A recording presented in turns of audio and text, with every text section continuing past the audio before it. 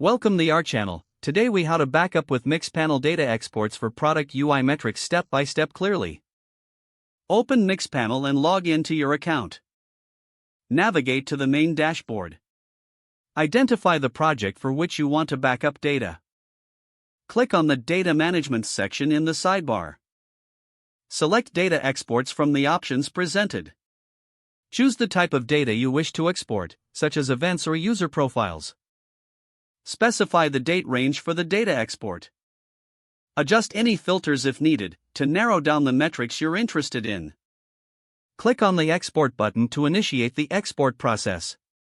Select the format for your export file, such as CSV or JSON. Wait for the export process to complete. Once completed, a download link will appear on your screen. Click the download link to save the file to your computer. Open the downloaded file to verify that all necessary data has been exported. Store the file in a secure location for future reference. Review the exported data regularly to ensure that backups remain up to date. If the page does not load, refresh the browser or try again in a private or incognito window. Make sure you are using the correct email address, then retype it carefully to avoid small typos. If your password is not accepted, use the reset option and create a new strong password you can remember. Check your spam folder for verification or security emails, then complete any requested confirmation steps.